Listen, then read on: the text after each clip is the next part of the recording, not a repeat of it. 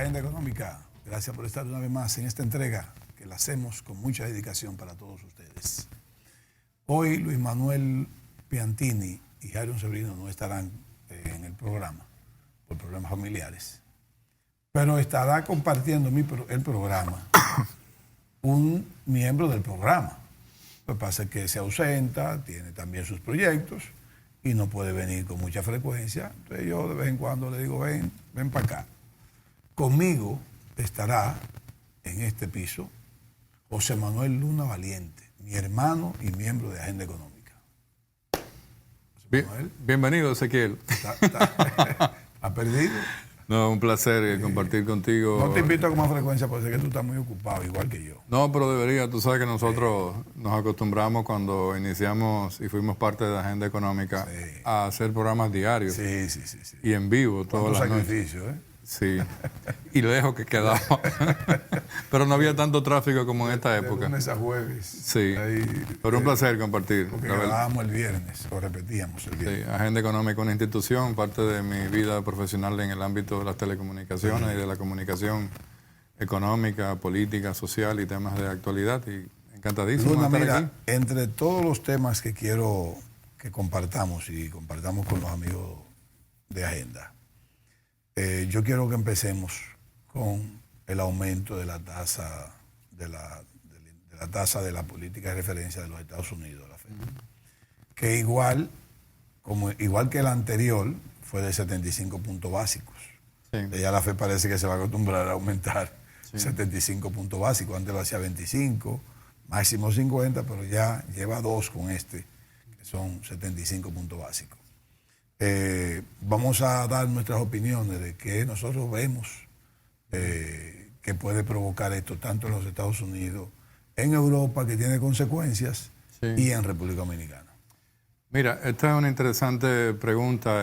Realmente a mí me sorprendió la subida de la tasa de interés de referencia de la FED, la Reserva Federal. ¿Y por qué? Por lo siguiente, verbigracia, el jueves pasado, este jueves que recién terminó en esta semana, el Banco Británico también subió su tasa de referencia de 2.25 a 2.75. Y Europa va por lo mismo, el Banco Central Europeo. Sí, pero Europa está jugando una carta diferente porque a ellos en una parte les está conveniendo la devaluación del euro y por otra parte los puede perjudicar con relación al resto del mundo, como lo que le pasa con los Estados Unidos y la valorización del dólar con relación le está perjudicando al euro. más ahora mismo. Sí, y beneficia más a los Estados Unidos porque los Estados Unidos al subir su tasa de referencia, es importante que se sepa. Capital. Sí, pero fíjate lo siguiente, y es bueno que explicar la parte académica con relación a lo que también hace el Banco Central, porque la gente dice, por ejemplo, el Banco Central subió su tasa de interés en un 7%. No lo ha subido en un 7%, lo ha subido en 400 puntos básicos desde 3 cuando estuvo la pandemia. Pero eso lo explicaremos más adelante. Sí.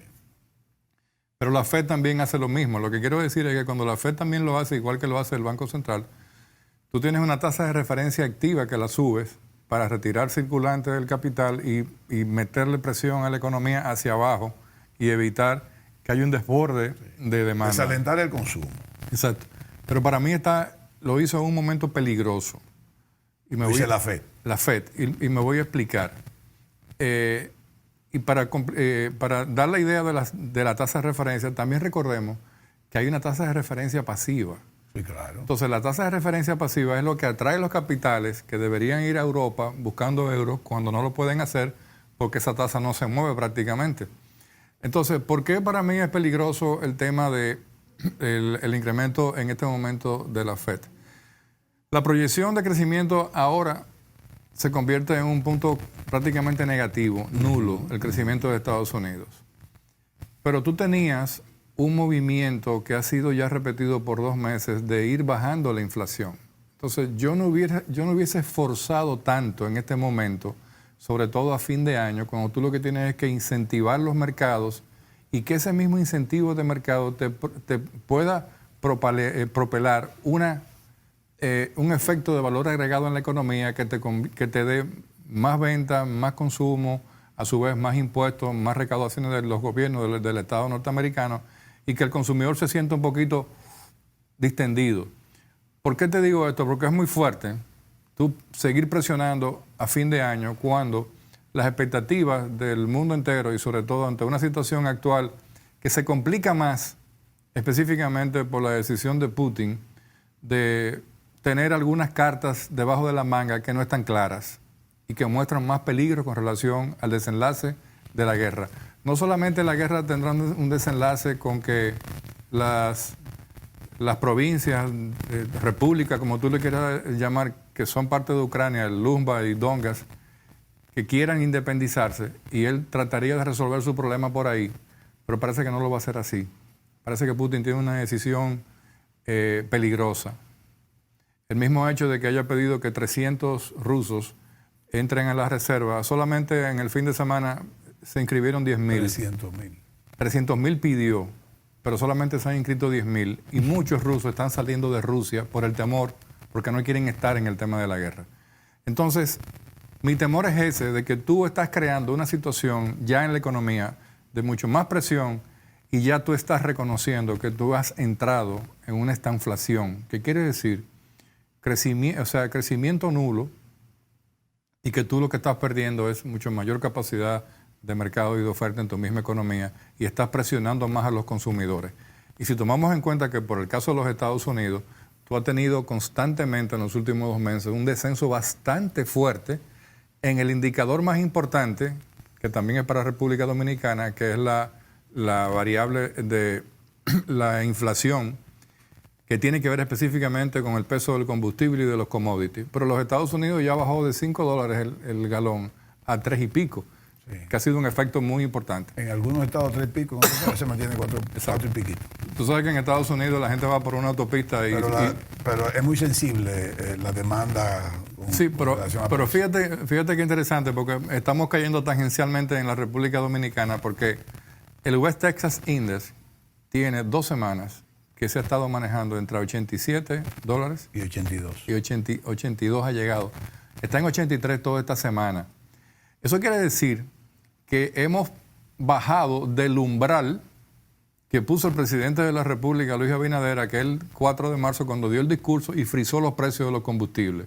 4 de marzo. Frizó los precios de los combustibles y el precio de referencia en ese momento era... Lo frizó como si fuese de referencia $85.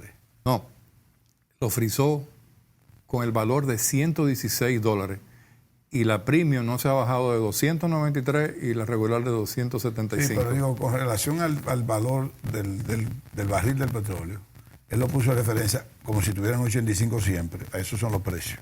Sí. Los precios que vamos a pagar con el dólar a 85. Si subía hasta 115, lo iba a subsidiar. No, mira, deja ver a ver si te explico. Se puso un piso y un techo. Correcto. Se frizan los precios en el techo, 116, y se dejan así. Y así han estado y permanecen hasta hoy. Verbigracia, que después que grabemos este programa se produzca algo que ojalá pase, que es que bajen los combustibles, porque ya pasamos del umbral del mínimo que decía, si los precios bajan por debajo de los $85, iremos entonces al cálculo del mercado semanal del West Texas y del reflejo en los precios de los combustibles. Pero eso no ha pasado y el precio promedio en ese lapso desde marzo hasta esta fecha anda por los $105. Lo que quiere decir que cuando el gobierno habla y dicen, hemos subsidiado los precios en más de 50,000 millones, realmente lo que ha hecho el Estado Dominicano es que ha captado impuestos por encima del precio real a que estuviéramos pagándolo hoy. Entonces, eso no es un subsidio, es realmente el gobierno ha captado más impuestos que evidentemente los ha dedicado a planes sociales, a obras de infraestructura, a presupuesto, a déficit, a cualquier otra cosa. Pero eso no tiene nada de subsidio, porque subsidio es lo diferente. Es que si yo estoy pagando, adquiriendo por un bien, por un precio caro, yo te lo voy a vender a un precio más barato porque el mercado, porque tú no puedes pagarlo. O sea, como tú vendas una batería, tú dices, sí, mira, están a 1,000, pero te lo voy a dejar en 700 porque hay un problema y te estoy subsidiando. Entonces, ese es un tema que, de hecho, inclusive por los mismos efectos de la tormenta huracán Fiona que ya en el fin de semana se había convertido en un potentísimo huracán. Gracias a Dios que solamente nos pasó, pero nos ha afectado bastante. Desde que salió de aquí se convirtió en categoría 4. Exacto. Debió devolverse y coger para Haití y llevarse a barbecue al jefe de las bandas. Bueno, que después iba a llevar más gente que no se merecía. Exactamente. Pero fíjate que mi temor está en que yo no compartía que la FED podría hacer eso. Porque la economía norteamericana es una economía muy activa. Déjame decirte algo sobre eso, porque me interesa mucho que tu opinión y creo que es importante. ¿Por qué te digo esto? Mira, todavía en los Estados Unidos hay que comparar que la inflación que hay en los Estados Unidos es la mayor en 40 años. La que está ahora. Sí. Sigue siendo la mayor de 40 años. Y los tipos de intereses son los mayores desde el año 2008 para acá. Sí. No se había visto intereses tan altos como los que se vieron en el año 2008. Al jueves pasado... Pero en el 2008 se pusieron altos porque venía también de una crisis. Correcto. O sea, fue la quiebra de todos los bancos de inversión. Al jueves pasado, Luna, la tasa de inmobiliaria, como ellos le llaman, que ellos tienen eso como aparte, subió a 6.25. Igual la más alta hasta del 2008 para acá. Tú sabes que la demanda, o sea, los precios o sea, en Estados Unidos son muy sensibles, cuando el asunto de precios son muy sensibles los norteamericanos en subir y bajar, porque como allá el gobierno no subsidia tan fácil, allá si me suben, subo. Olvídate de eso usted. Porque yo creo que en el caso de la FED, Jerome Powell decidió volver a aumentar, y va a volver a aumentar, ¿eh? Eso lo había dicho. Ya lo dijo. Él dijo que va a volver a aumentar este año todavía. No se sabe si en 75 o en 50. Se está previendo, y ya lo había advertido el Banco Mundial, que los Estados Unidos va hacia una tasa de referencia de un 4. A 4. Bien. ¿Por qué para mí lo hizo otra vez? Porque todavía en Estados Unidos hay pleno empleo. Todavía en Estados Unidos hay vacantes no demandadas. Pero una cantidad de miles de vacantes no demandadas. Sí, sí. Una de las cosas que le puede dar a el presidente de la FED o a un gobernador del Banco Central, cualquiera que sea, es si se está perdiendo el empleo. Cuando se pierde el empleo, entonces ellos entienden que están llegando a un tope de hasta dónde llevo esta tasa, hasta dónde puedo controlar la inflación. Y en Estados Unidos parece ser que él dijo, y lo dijo también, yo me voy con bajar esa inflación, aunque nos cueste entrar en recesión. Lo dijo Jerome Powell.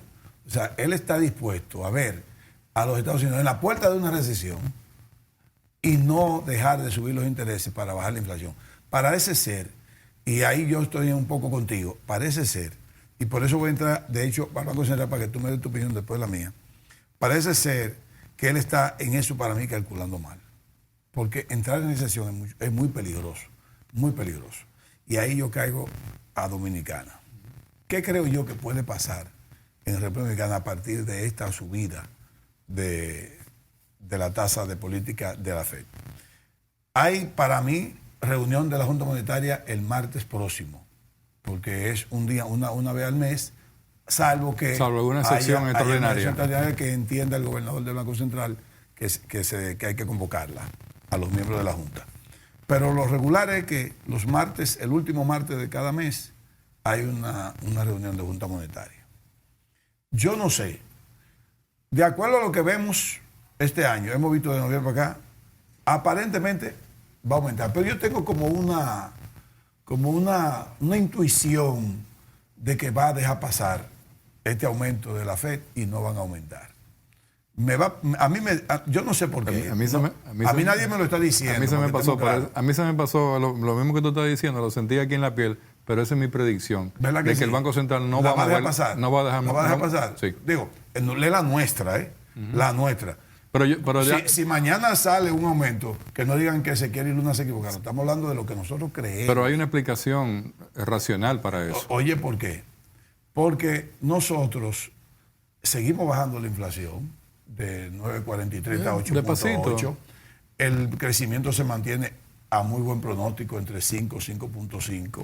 Los empleos no se están perdiendo. Me parece que van a jugar con esperar un poco más. O sea, si lo que pueden calcular es dos cosas. Que no encarezca mucho la tasa, pues tú sabes que puede moverse hacia arriba la tasa, a partir de que se extraen, dejan de llegar un poco de divisa. Por ejemplo, las remesas se pueden afectar, las exportaciones a los Estados Unidos se pueden afectar, el turismo se puede afectar. A partir de que el dólar comienza a disminuir el ingreso de divisa acá y que la tasa se pueda deslizar a punto que pueda suceder que las autoridades no lo quieran tanto para que suba, tal vez entonces se aumente. O sea, fíjate, toda la variable que es posible que se tome en cuenta. Porque recuérdate que, y ahí te voy a mencionar a Jaime Ariste Escudero, que él dice que hay una fórmula para aumentar la tasa, que es la fórmula Taylor-Valdez. que la de Taylor es fija, estática, lineal. Crecimiento, o sea, crecimiento. Y la de Don Héctor es crecimiento con volatilidad de la tasa. Entonces, me parece, de verdad, y qué bueno coincidir contigo, es que en esta Junta Monetaria, en esta reunión que viene próxima, van a dejar pasar el aumento Pero de la tasa. hay una explicación racional. O sea, fíjate, si venimos viendo los escenarios que tiene la República Dominicana, nosotros tenemos una posición muy ventajosa con relación a otros países de la zona. Primero, fíjate lo siguiente, creo que lo hablamos hace un par de semanas. Los 2 años de COVID, la guerra, el tema de la inflación, ahora el huracán con un efecto. El presidente de la República tuvo una reunión el jueves pasado con los partidos políticos explicándole lo que había pasado con el huracán y los efectos negativos en 8 provincias. Hizo un decreto de compras, liberando los procesos de compra para agilizar toda una serie de ayudas. Hemos visto muchísimas ayudas. El sector empresarial, el Banco de Reserva dio 100 millones, el Popular 50. Vicini dio 50, el Popular dio 50. O sea, qué bueno. Pero tenemos, o sea, esto no ha provocado un tema de empleo. No hemos perdido. Correcto. No hemos perdido. De desabastecimiento. Exacto. No hemos perdido el empuje que tenemos y que traíamos de la economía. Los 4 sectores pilares de producción de divisas se mantienen en alza. O sea, fíjate que las remesas en el mes pasado mantuvieron por encima de los 895 millones. Eso quiere decir que la diferencia con relación al año pasado, que fue un año récord, producto de los estímulos. El mes de agosto que el mes de julio. Sí, pero ya hoy, los ingresos por remesas siguen siendo mayores que el 2019. Sí, claro. Que es la referencia. Entonces, el año 2020 fue un año fantasma, atípico, pero ya el 2021, con los efectos de los estímulos, llegamos a un récord. El sector turístico, ni se diga, o sea, evidentemente que estamos en un momento ideal. Exportaciones. Las exportaciones, lo más importante que está pasando en el sector de exportación de zona franca es que hoy en día, y eso lo hablaba con un tocayo mío, con José Manuel, el director ejecutivo de Adozona, hay una demanda en República Dominicana de pies cuadrados, que es lo que lo miden los empresarios del sector zona franca, que no podemos satisfacer. O sea, no hay parques industriales para la demanda que tenemos de zona franca en República Dominicana. Sí. Y por otra parte, el sector de inversión extranjera se ha mantenido a un ritmo sorprendente, muy bueno. Entonces, tú tienes también otro elemento muy importante, 2 elementos muy importantes. Tú tienes 14.000 millones de dólares en reservas brutas, unos 13.000 en reservas netas. Tú tienes una tasa de cambio que, aunque se critica por una parte, hay gente que dice, algunos comunicadores dicen que los sectores exportadores se están cayendo a pedazos porque simplemente hay una diferencia de 300 puntos en la tasa de cambio. Eso no los está afectando, pero al contrario, porque el incremento que ha habido en zona franca se ha incrementado por volumen. Entonces, el mismo volumen hace que tú tengas mayores ventas. La tasa de cambio ha pasado a ser un elemento que anteriormente, recuerda, Ezequiel, hace 10, 15 años atrás, que siempre se hablaba que el sector zona franca dependía de que la tasa de cambio se dejara deslizar para que tuviera mayores beneficios. Sí, eso quería decir... Como incentivo. Sí, pero eso quería decir que ese sector era ineficiente y que estaba concentrado en más de un 75% en el sector zona franca de mano de obra intensiva. Ya hoy, al estar el mayor porcentaje en La intensidad de la zona franca es en capital, en bienes de capital, o sea, empresas de alto valor agregado, tecnología, salud, médico, todo lo que se produce en el país ya en zona franca son bienes que tienen un mercado específico. La mano de obra de la zona franca nuestra es una de las mejor pagas y de las mayores capacitadas. Entonces, la relación que tenemos hoy en República Dominicana nos beneficia a que mantengamos la fe en que podemos seguir sin afectar, porque fíjate, también hay un elemento muy importante. Para los Estados Unidos, que es un país productor de todos los bienes que se consumen en Navidad, a nivel de empresa y a nivel agropecuario, ellos tienen su estructura.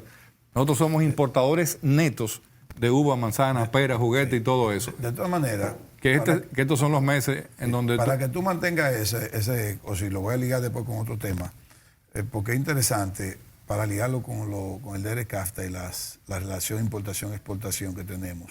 Es importante que eso, para mantenerlo en el próximo segmento. ¿Está bien? Okay. No nos corten, amigos. Quédense con nosotros.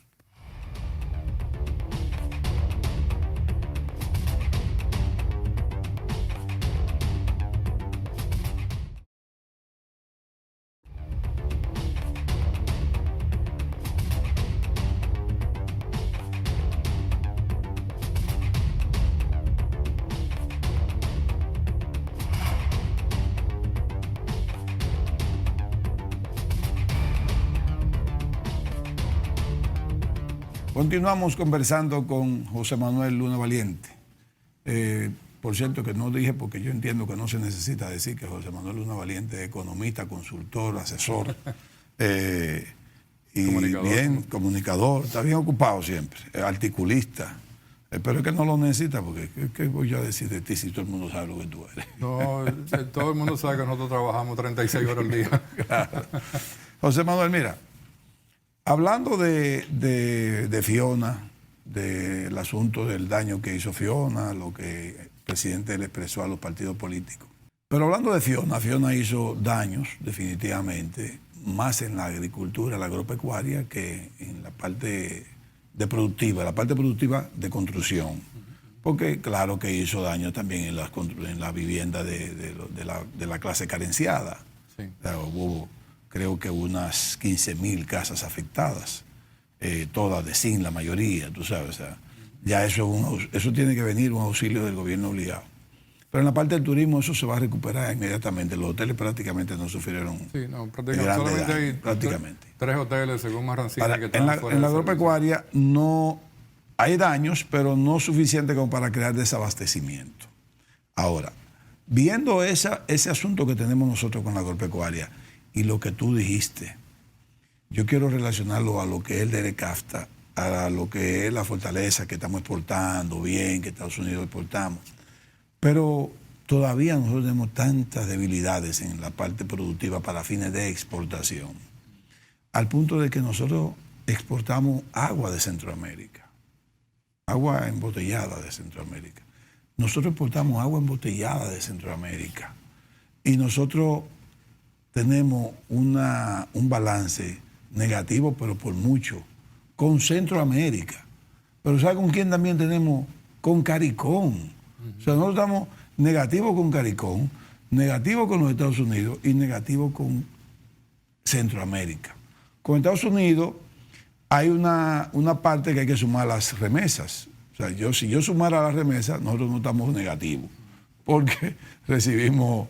de los casi 10,000 que vamos a recibir, 8.500 millones son de los Estados Unidos. Si yo sumo los 8.500 millones de pesos, de dólares, a todos los ingresos que entran por los Estados Unidos, más los que le entran a ellos por nosotros, entonces estamos en ventaja. Pero en términos de lo que es de productos, intercambio de productos, estamos en desventaja con Estados Unidos, con Centroamérica y con el CARICOM. ¿Por qué acá todavía, a más de 15 años de firmado un tratado de libre comercio? Y tenemos también puntos negativos con EPA. ¿Está bien? O sea, ¿qué pasa? ¿Por qué todos los tratados de libre comercio que hemos hecho es para crear balance negativo? Mira, recordamos aquellos estudios en los cuales trabajó nuestro amigo y colega Federico Cuello, que fue uno de los que dirigió todas las negociaciones con... Creo que es el embajador en el Reino Unido. No, él está ahora mismo en Corea. En Corea. En Corea. Ah, sí, pasó a Corea. Estuvo en Turquía, está en Corea y está desarrollando una labor muy interesante. Federico es tremendo diplomático. No, Federico es un caballo. Tremendo diplomático. Se la sabe y conoce perfectamente. Y él es hijo de José Israel Cuello y doña Catana. Sí. Me gusta el nombre, ¿no? Sí, pero él es uno de los grandes valores dominicanos. Mira, refería a eso porque... Lourdes Catana. Lourdes, exactamente. Siempre se pensaba que el Tratado de Libre Comercio iba a ser un tratado que buscase el beneficio para la República Dominicana. Nosotros nos hemos quedado atrás del acuerdo, del tratado, por un elemento muy importante. Nosotros no hemos podido desarrollar la productividad de la mano de obra, como te decía ahorita, que pasaba en el sector Zona Franca, pero es un sector muy específico. En otros sectores de la economía dominicana que beneficiasen a que pudiéramos tener ventajas comparativas y ventajas competitivas con relación a otros países. Con el tema del agua, nosotros importamos agua de Italia y de España también. Sí, bueno, pero no tiene nada que ver, son aguas muy no tiene que ver especiales. nada con eso, pero son aguas muy especiales. Pero nosotros sí debimos, al mismo tiempo, lo que pasa es que nosotros hicimos un acuerdo, pero nuestra economía no estaba preparada para tú lograr insertarte y tener ventajas comparativas y competitivas. O sea, ventaja comparativa de que tú tenías una mejor mano de obra, de mayor productividad. Y quiero reflexionar sobre eso rápidamente. Cuando hablo de la productividad de la mano de obra, es que esa productividad genera un mayor nivel de salario en las personas, que es lo que le produce mayor nivel de bienestar y de riqueza a su vez. Por eso es que hoy todavía nosotros estamos hablando en una época vieja, traída y se mantiene hoy sobre los temas de salarios mínimos, cuando lo que tiene que permear para que la mano de obra tenga capacidad de retribución y que cree bienestar y riqueza es su productividad, que quiere decir su cualificación para trabajar produciendo bienes y servicios de alta componente de capital. Entonces nosotros no pudimos avanzar como otros países con relación a ese tema. Pero ya tenemos 15 años. Lo que quiere decir que o mejor tú lo quitas, lo terminamos, lo readecuamos y ponemos los sectores que realmente tienen los elementos esenciales para poder ser competitivos, o sea, competitivos cualitativa y cuantitativamente. Porque si no, entonces, ¿qué es lo que está pasando? Que la República Dominicana, al ser una economía tan diversa, tú que hablas, bueno, del mismo tratado y hablas de CARICOM, pero ningún país de Centroamérica ni de CARICOM se compara con la República Dominicana en la diversidad de sectores económicos que pueden responder. Si no responde el Tratado de Libre Comercio, respondemos con otros sectores. ¿Con cuáles? Con todos, comercial, industrial, el banca, comercio, servicios, minería, que no tienen otros países. Cuando nosotros firmamos esos tratados, sobre todo el de CAFTA, nosotros éramos la economía número 15 de América Latina. A la fecha somos la economía número 7. Es que no nos luce. Es que no nos luce no haber hecho desde ese tratado. Bien, no estábamos preparados, pero firmamos. Ahora vamos a hacer un plan de desarrollo, de industrialización agropecuario, de construcción intensiva de zona franca para crear mercados de exportación. O sea, es que no tuvimos planes. Mira, déjame explicarte algo, Ezequiel. Mira, constantemente el gobernador del Banco Central, don Héctor Valdés Albizu, ha planteado, y lo ha repetido muchas veces en los últimos años. Lo que pasa es que a veces la gente no toma ese dato, pero el 85% del componente del Producto Interno Bruto de la República Dominicana lo produce el sector privado. Sí, claro. ¿Ok? Pero ese sector privado, siendo el 85%, es el mismo que ha crecido en 25 años de 20.000 millones de dólares a casi 100.000 millones de dólares de Producto Interno Bruto. Sí. Perdimos 11.000 millones con la pandemia en el 2020. Nos recuperamos y estamos proyectando a crecer. Lo leí ahora en los... Se supone que vamos a llegar casi con 100.000 millones de dólares. Lo estuve leyendo en las perspectivas macroeconómicas que son la base del presupuesto del 2023. Va a rondar los 100.000 millones de dólares. Entonces, fíjate también qué produce lo que tú planteas al inicio, de por qué no hemos avanzado tanto. Bueno, un país que produce vertiginosamente y que crece a un gran nivel de Producto Interno Bruto, que lo vemos a nuestro alrededor, muchos edificios, muchas empresas, mucho turismo, muchos hoteles, muchas industrias, muchas zonas francas. Pero cuando tú analizas la otra parte de la moneda, porque quien ha cargado con el desarrollo de la economía dominicana y ha mantenido la estabilidad macroeconómica de este país es el Banco Central, pero que maneja la política monetaria y que es el responsable de que tengamos estabilidad macroeconómica dentro de una crisis. Pero la otra parte más importante de la mesa es la parte fiscal, donde realmente lo que hemos hecho es involucionado hacia atrás. ¿Por qué? Porque no tuvimos pacto fiscal.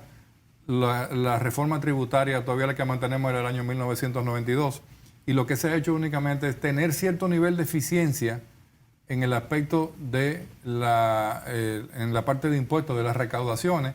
Bajamos, por ejemplo, el tema del gasto tributario de un 7.5% a un 5.1%, está proyectado en un 4.9% para el 2023. Pero sin embargo, somos de los países de América Latina que tienen más pérdidas en ITEVIS, en recaudación de ITEVIS y en recaudación de impuestos sobre la renta.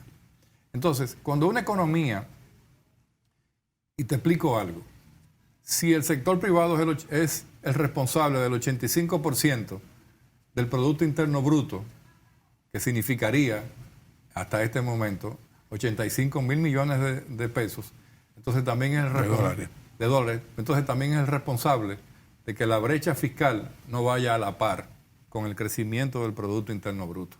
O sea, si tú has tenido un crecimiento, una presión tributaria 13, 14, a veces casi 15. Espérate, que muchas veces tú, para que no dejes de tomarlo en cuenta, porque una cosa de la que tú has puesto aquí en este programa junto conmigo es precisamente que una de las cosas de esa brecha que tú hablas, nada más no depende del empresariado organizado.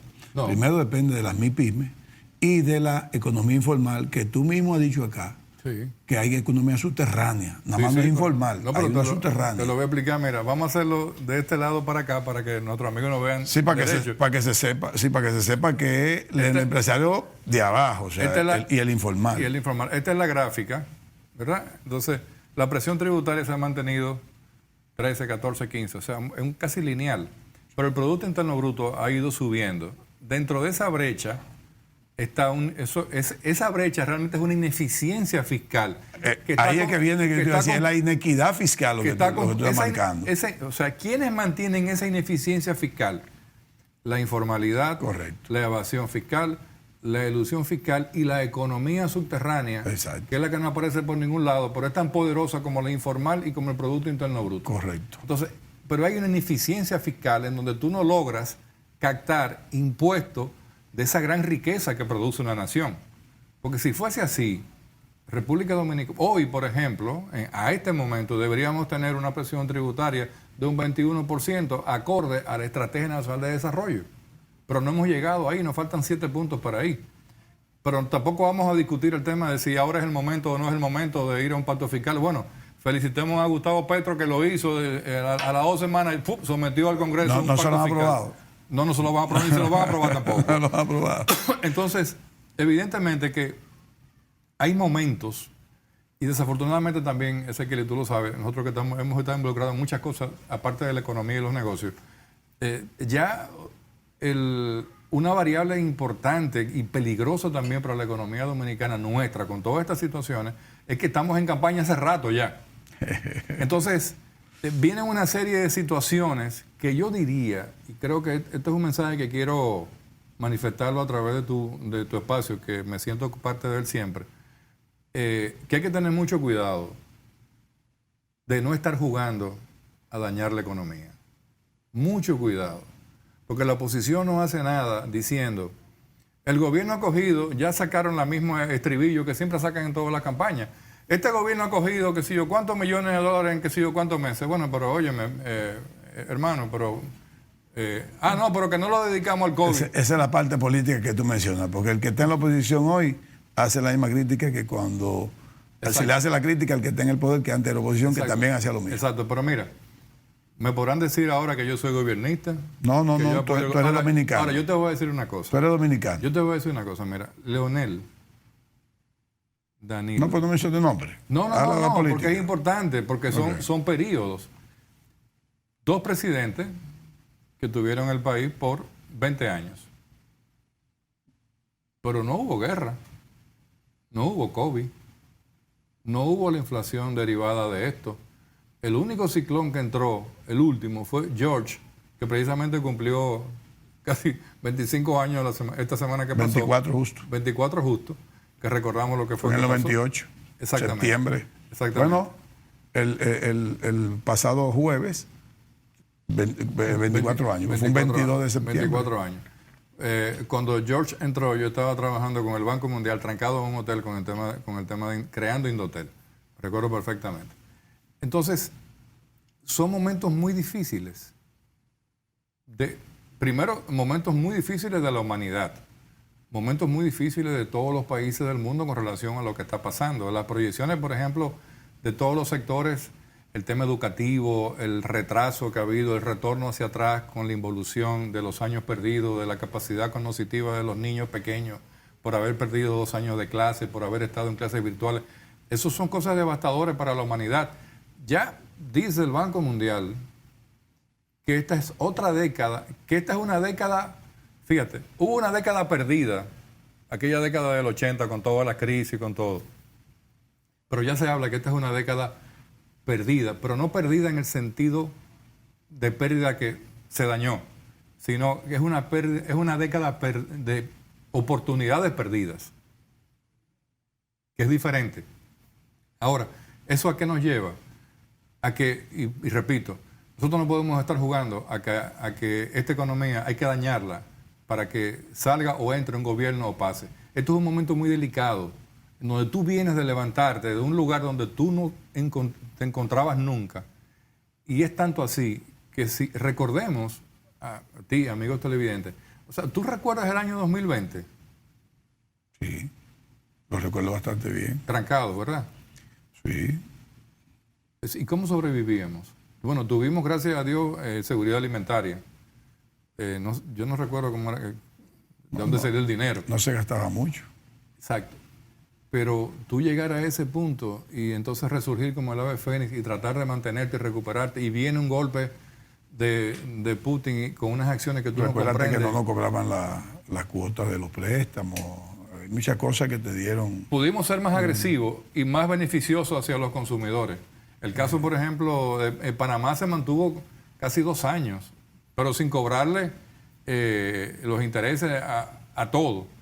Pero aquí a los 3 meses ya, o sea, tú nunca dejaste de pagar las telecomunicaciones. Los intereses nunca dejaron de cobrarse porque es casi imposible. Los medicamentos subieron en mayo del 2020 un 30% y se quedaron así y siguieron subiendo.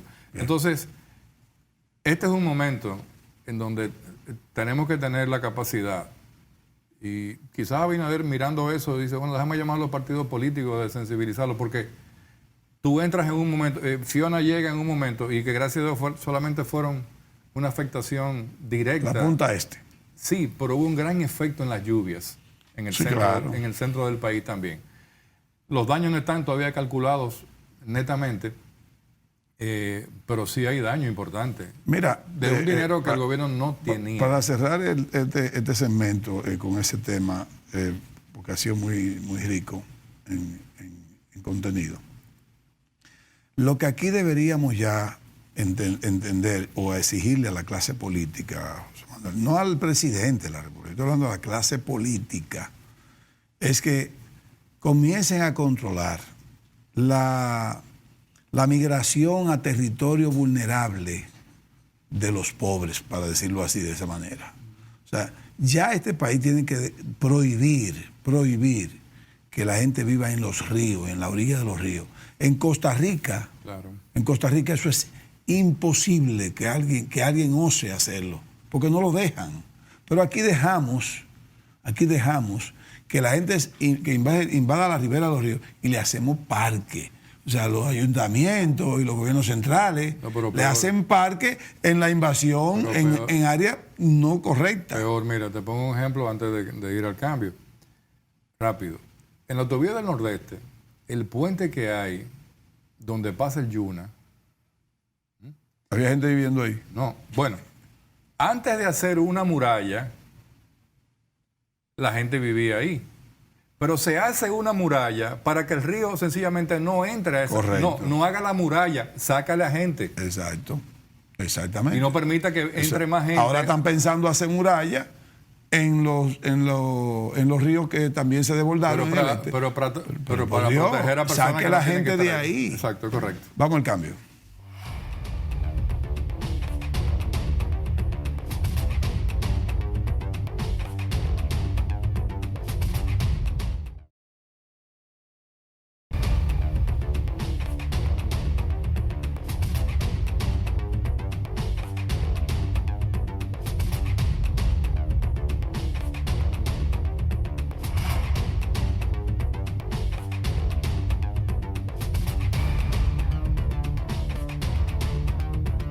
Continuamos en Agenda Económica. José Manuel Luna Valiente y un servidor, Ezequiel Molina Lizardo. Mira, José Manuel, en días pasados, en el almuerzo de la Cámara Americana de Comercio, intervino con el discurso principal el señor Pedro Brachi, presidente del CONEP y presidente del Grupo RICA. Y una de las cosas más importantes de todas las que dijo, la más importante o la que más llamó la atención, es que él dice que en 8 años deberíamos tener un Producto Interno Bruto de 180 mil millones de dólares. Tenemos la capacidad para tenerlo. De dólares. Él entiende, parece que hizo algún trabajo de parametrización o de econometrización, con asesores, consultores. Una proyección. Una proyección de que hay que multiplicar como un 6% anual mínimo. Tener un crecimiento de 6%, por ahí más o menos ante el asunto. Pero bueno, debió haber hecho algún economista, debió haberlo ayudado también a hacer cálculos, para que sea más preciso. Un 8% anual lleva esa cifra, 180. Un 8 mucho, yo creo que con el 6 era suficiente, pero bueno.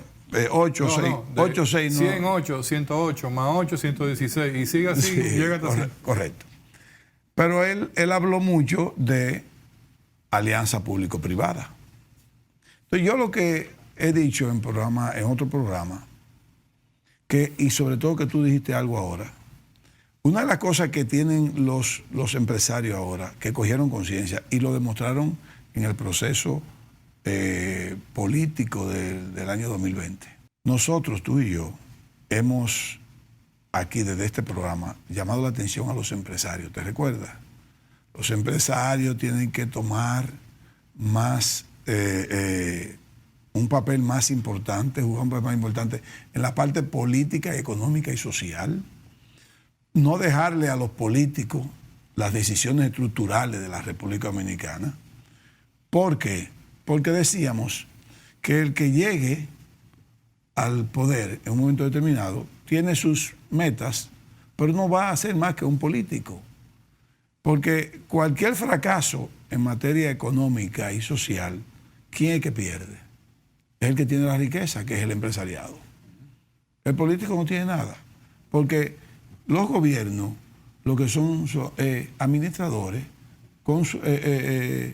controladores, y si se quiere, hasta armonizan la economía. Reguladores. Y reguladores. Bien.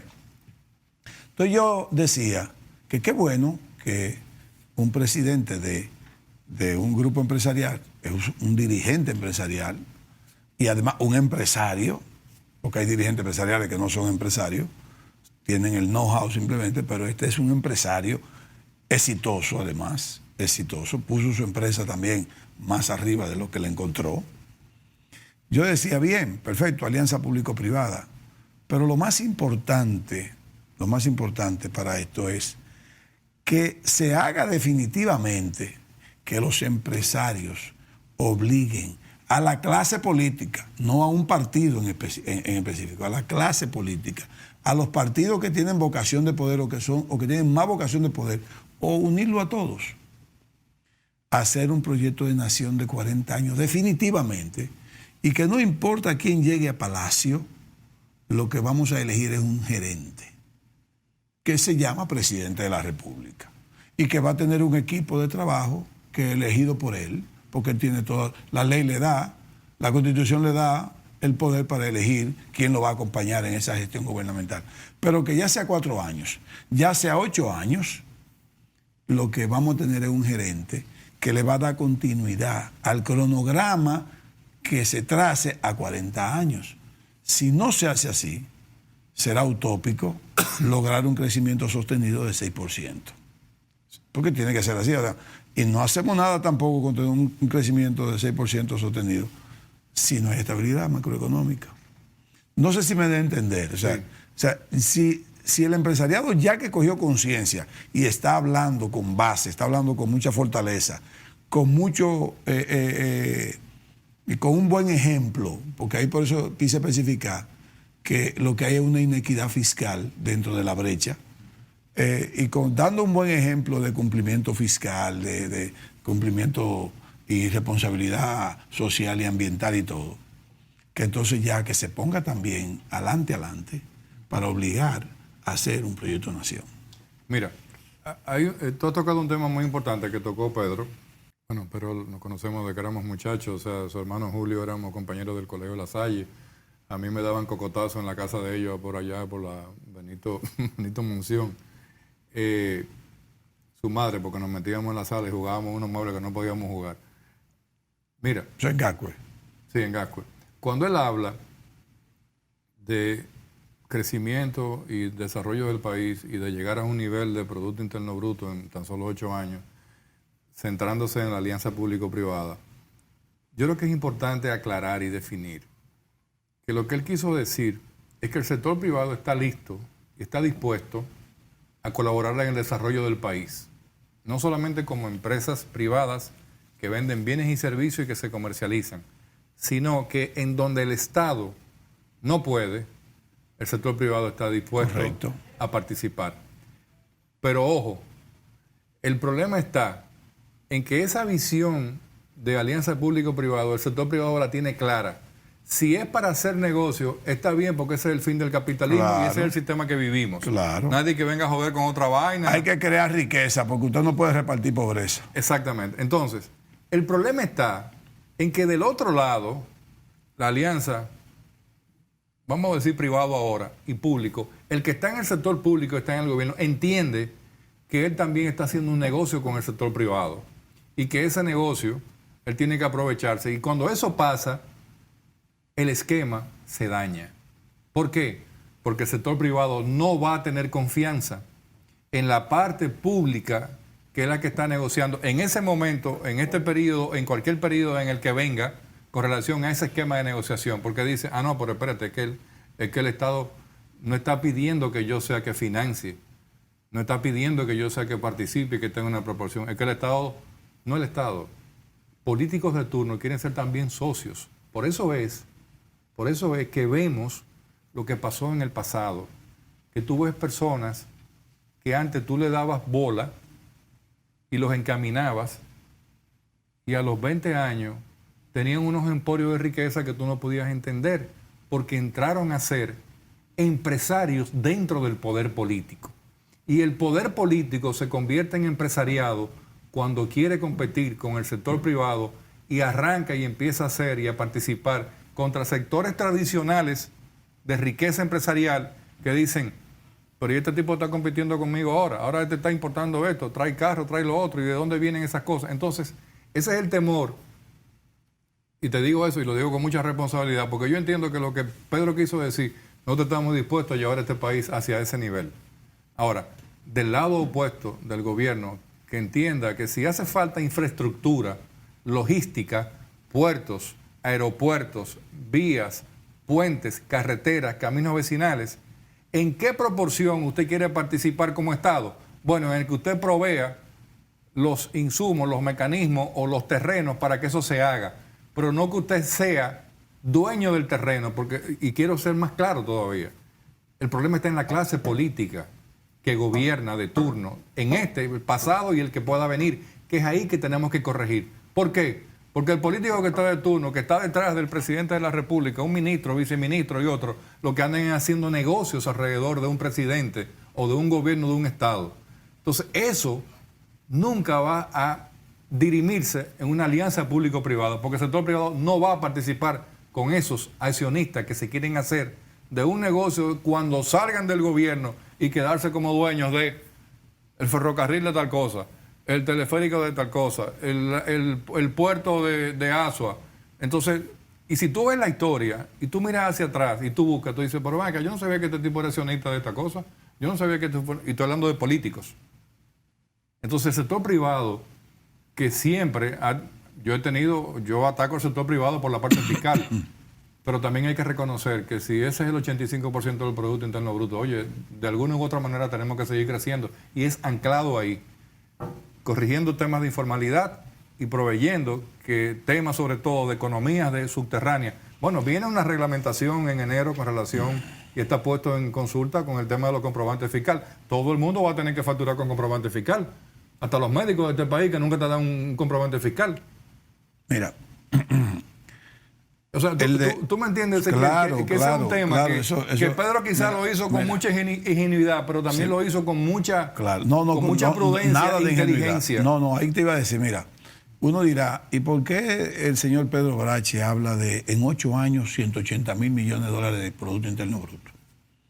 ¿Y por qué ese numerito? ¿Se le ocurrió al señor Pedro Brache? No, es que cuando tú haces los cálculos de crecimiento demográfico, aumento de la demanda de los servicios sociales, competencia internacional, ¿qué tú quieres? ¿Hasta dónde tú quieres hacer? ¿Cuál es el benchmarking que hacen los demás países que van a competir contigo en el futuro? ¿Qué están haciendo? ¿Cuáles son sus planes? ¿Hasta dónde quieren llegar? Para tú poder mantenerte dentro de un número, de una escala de la economía. Cuando tú haces eso, dices, necesitamos un Producto Interno Bruto de 180,000 millones de dólares porque vamos a tener una población de 12 a 13 millones de habitantes. O sea, yo quiero decir eso para que sepan que no es un numerito que se le ocurrió. No, es un número que refleja un nivel de consumo. Hermano, el programa terminó. 30 segundos para decirte algo. Dale. A la Junta Monetaria, que se mantenga tranquila, porque este es un momento en que tú no puedes... No le dé consejo a don Héctor. Él sabrá lo que va a hacer. Este es un momento que hay que ayudar a la economía y hay que procurar que haya facilidad financiera y que la gente busque niveles de Pero si en alguien tú y yo tenemos confianza en que lo que se va a hacer es lo que le conviene al país, es don Héctor Valdealvis. Así es. Gracias, amigos, por mantenerse con nosotros. Que Dios lo bendiga. Hasta la próxima entrega. Gracias, Ezequiel. Gracias, a ti, hermano.